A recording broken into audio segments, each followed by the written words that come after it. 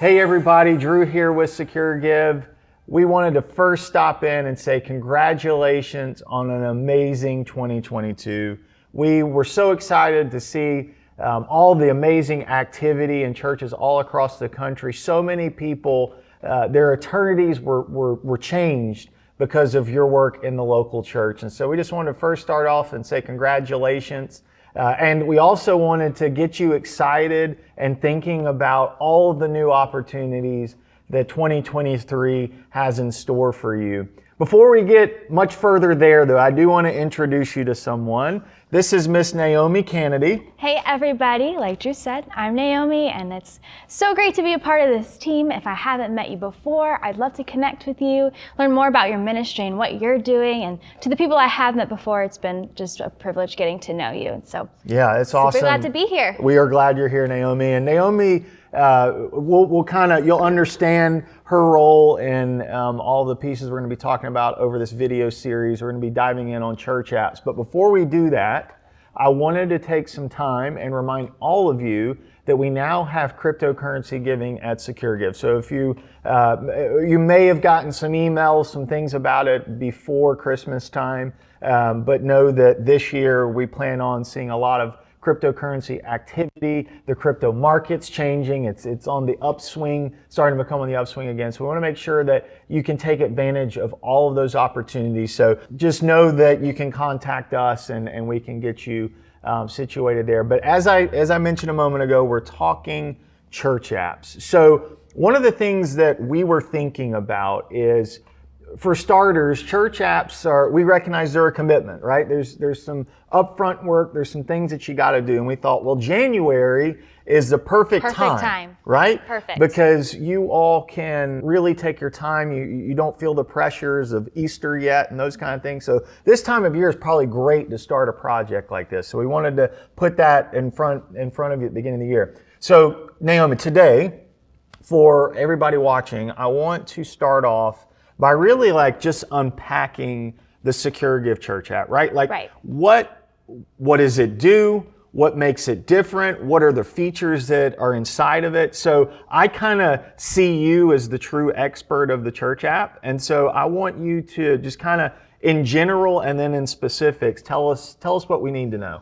Yeah, well, I've worked with a couple people and a couple different church apps, and really what people are saying is that it's great for flexibility and for a hub of communication, because you can keep all of your sermons in there, you can keep your live stream in there, you can have your events, you can have small group information, you can have its own sector for students and then another sector for kids, and it's just a great place where the umbrella, everything that funnels into it is to engage your church members and to build a community within them. And so it's really great for that. It's great for communication because you have push notifications, you have geofencing, you have notification groups where you can keep people up to date with what's going on in your church. Yeah, so in many ways it becomes sort of an extension of all of your ministries, right? It's a place that you can kind of throw a lasso over it and combine all the different elements of your church, get them in one nice tight place, and then begin communicating with all of your people along the way. Right. So you mentioned push notifications, because to me, that's when I look at my life and the apps that I use, that's probably one of the strongest operational attributes of apps, is this fact that if they need to update me on something or notify me of a change that's coming, right, it's right there on my phone. Right there. Push notifications in the SecureGive Church app. Tell me a little bit about how that even begins to work. Yeah, it's super easy because you can schedule them out in advance.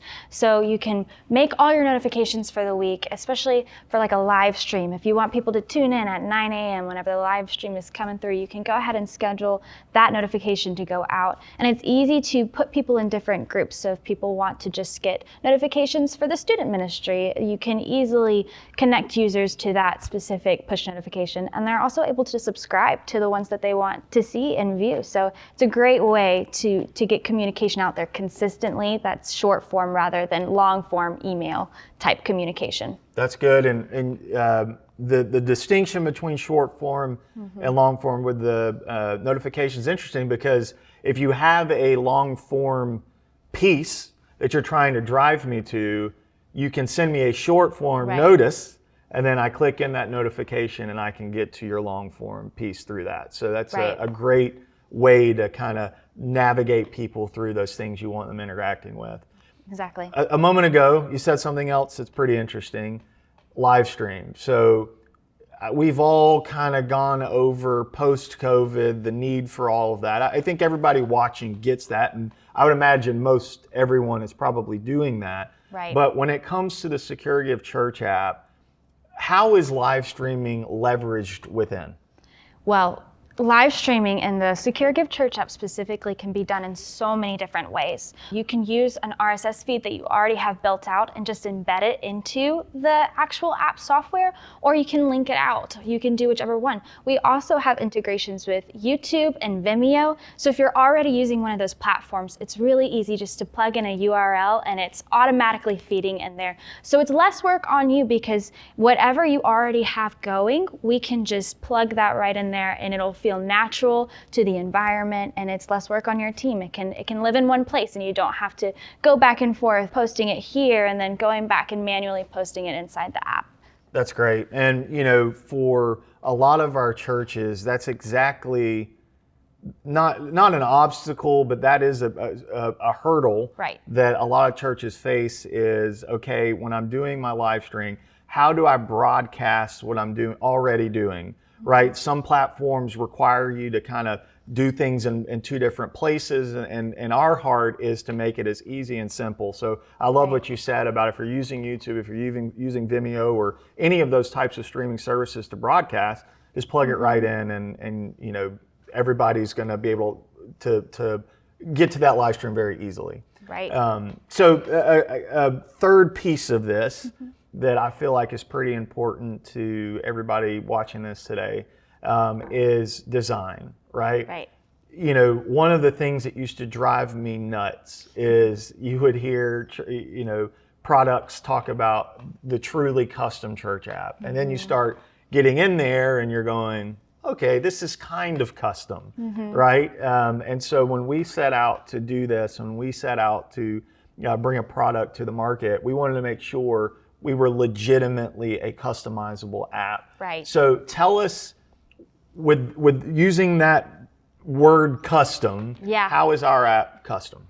Well, it's interesting that you say that because initially I said one of the best things about our app is its flexibility, and customizing this app means that no matter where you're at on the spectrum of you just want to put in a couple pictures or you want to do a full-fledged custom graphic design, it can be anywhere in between. We've built out some templates for people who want to just go along with those templates that we already have. And there's also the ability for anybody who really wants to take the creative freedom. They can add their own graphics, own icons in there. They can change the way that the layout works. And so it's really easy to come up with a product that you love and fits your church. Right, and I've actually had conversations with church leaders about this app, and I say, now it is extremely customizable. So just make sure when you're making changes or you're moving things around, you know what you're doing, and I know that you and the team will make sure that everybody has the education they need. So